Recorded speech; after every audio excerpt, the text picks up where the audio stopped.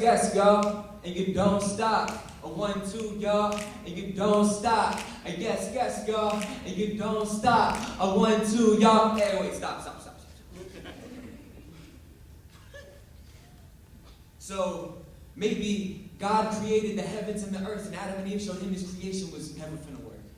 And then Abram fathered Isaac, fathered Jacob, fathered Joseph, and led by Moses. The Hebrews at long last reached the Holy Land, and Julius Caesar was brought down by his own pious. After Julius Caesar conquered Alexander of Macedon, who conquered Cyrus, and then Jesus Christ was born in Judea to his mother Mary. But some of the Romans thought what he was saying was nothing scary, so the Romans up and murdered Jesus and a couple of his apostles, but it wasn't long for Constantine was carrying the crosses, and the church was instated under Roman Catholicism, and all who didn't follow this system was accosted. Schism led to excommunication, misinterpretation. Reformation movement led to more religious barriers between the nations. In 1492, Columbus sailed the ocean red and thought he found India and left every Indian dead. The Europeans colonized and antagonized them again and captured West Africans and made them slaves to white men. The Americans rebelled for freedom and they succeeded.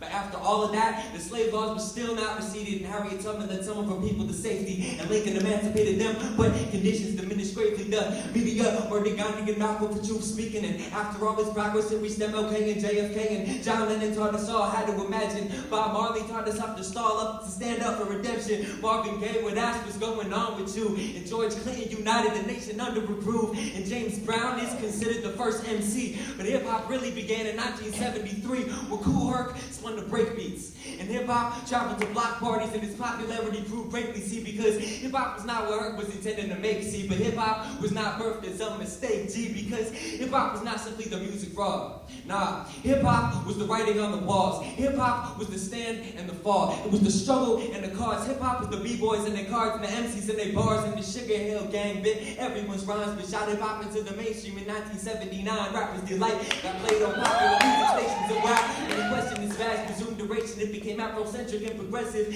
back in NYC and began to spread to other parts of the country. There were pimps in ATL and gangsters in LA and choppers in the Midwest began to earn a place, and then the media murdered Biggie and Pac before their time, and now considered potentially dangerous for spitting a rhyme. But here's to Kendrick Lamar, Cole, and Atlas.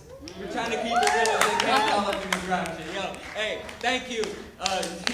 Shout out to Gallery Rising. Thank you, everybody.